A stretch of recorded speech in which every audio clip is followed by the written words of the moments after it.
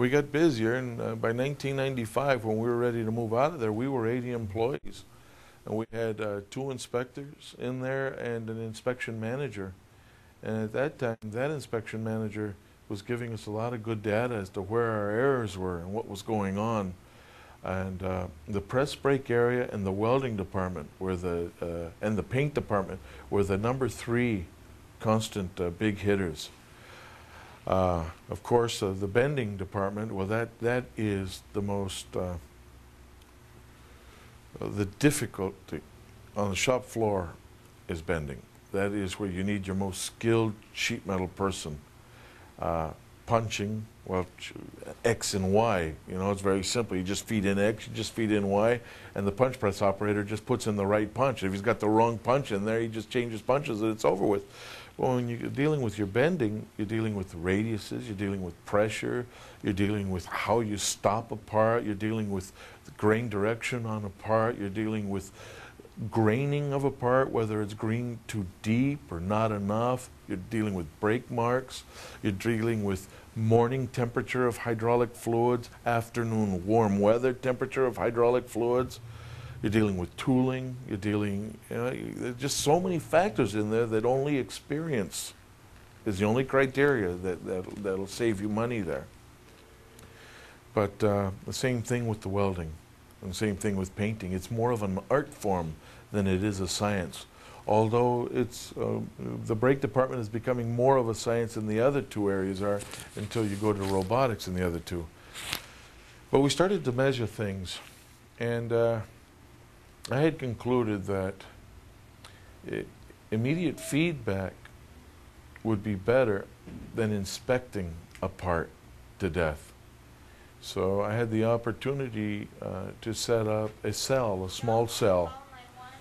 And that cell was comprised of a Pega 344 thin turret machine, an HP 30 punching press that was converted into a press brake with an NC90X back gauge, just a little deburring device, and a grainer. And I put those things into a cell form and tried to put only high production parts in there. And the first part that we ran through that cell was an order for 5,000 brackets, little U-shaped brackets. We'd been running them for quite some time, and I remember the numbers on it. It took us 100 hours to run through it took us 123 hours to run through the punch press. It took us 100 hours to bend.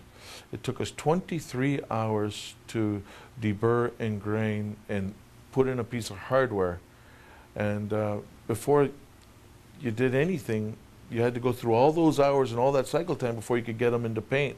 When we ran it for the first time in a cell, 4 hours into the day, we were sending completed parts into the paint shop. But the beautiful thing of it is that what's coming out of the punch press now is going to another operator who's doing something immediately to it, who's handing it to another operator who's doing bending on it immediately.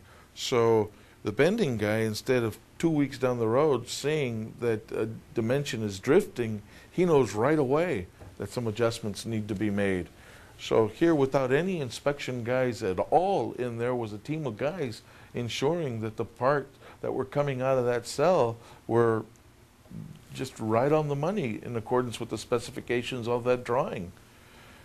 But the problem was that you know, my father couldn't understand what it was that I was trying to do, and he made me dismantle it. He felt that I was tying up too many machines, and that the numbers that were coming out of that cell couldn't be as profitable as they were. It was just outrageous, the money that we were making there. So we tore it down and went back conventional, and now, you know, we're in 62,000 square feet. We've got 120 employees, and we've got 5 inspectors.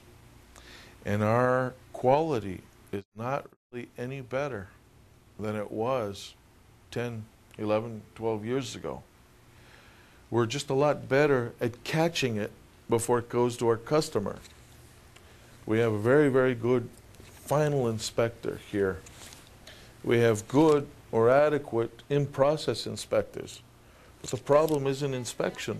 The problem is the familiarity of the operators with those three same locations: bending, painting, and welding. It's still a skill, it's still a trade.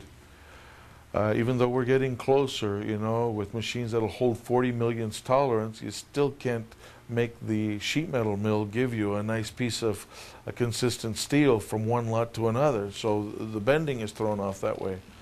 But what we try to do now is we still do the double check unless the supervisor feels that has a little bit too much burden in his area. He'll go ahead and have it sent to first article inspection. But where we do have mandatory inspections in inspection departments, and we have two inspection departments.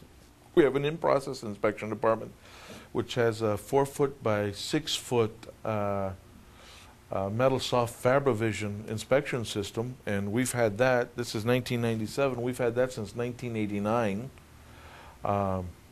We have 3 inspectors in there, and we have 2 inspectors in final. And that's over at the tail end of our company, where everything's coming out, already silkscreen, painted, and assembled and ready to go. One guy looks at it one last time before our customer does. So if there's something wrong with it, it's a lot easier for us to call our customer and tell them, look, we're going to be late with this order. Get it fixed, get it taken care of, and be late and turn it in to spec than to be on time and have it get there out of spec, which is the worst of the two evils. It's like going to a restaurant. It's worth waiting a little longer for a nice plate that comes the way that you've ordered it and asked for it than to have a plate rushed to you with something on it that you didn't ask for.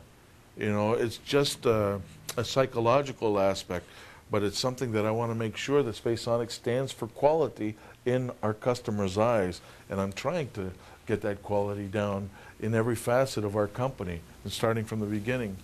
My father just passed away 6 weeks ago. He was the patriarch of our family. It's a family-run corporation, and he was the boss and owner of this company. And we did things his way, and his way were with inspectors. Unfortunately, he really thought you could inspect quality into a part. You know, it was hard for him to understand it had to be built into a part. He understood the concept, but he found difficulty with it, with the availability of the skilled labor that's out in the market to draw from. But it's here. We have it. Everybody has it. It's all over the world. The thing with it is, we as managers have to look at what are we not contributing to the pie or to the team that is causing a lot of the rejects down the road. There's a lot of experience here at Spaceonics that we're not fully utilizing.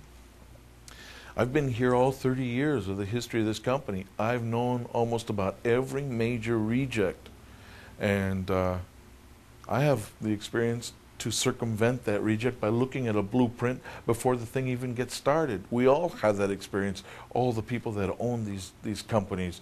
There's got to be some way that we communicate better to the floor what to watch for on almost every project that hits the floor. That's one way of taking care of a lot of problems.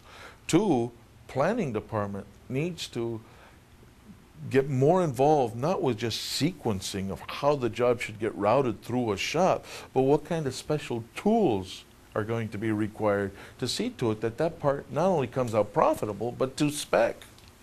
3, engineering or programming, when they get it and they look at the route sheet and they see what planning may not have covered because they're more hands-on than the planners are, they should get involved and redline a routing sheet and send it back in with any comments made for it. But then once it hits the shop floor, then you're really counting on your operators to take their time, analyze the drawing, read all the notes, and bend the correct part. But when you're in a job shop environment, there are 2 issues at hand. 1, speed of delivery reduces lead time, and then of course profit, which has this illusion that speed has to accompany the operator. Well, an operator does not have to be in a hurry to get a job out on time. That's for the planning department to do. The operator just needs to work on the next job that's sequentially due out of his area at the right pace, given the right amount of time. pushing people, expediters, we don't have expediters, but expediters on a floor, which we did have, really, they push. They don't mean to push, but they're being pushed. And when you push someone, that's when you start bending things backwards. You know, that's when a 25-year experienced operator will bend something backwards. He'll have all the dimensions, he'll have the degree right on the money, it'll be a beautiful part bent backwards. You know, I mean, if there is such a thing. That's where haste is the number one villain in a shop. You should have a nice, relaxed environment.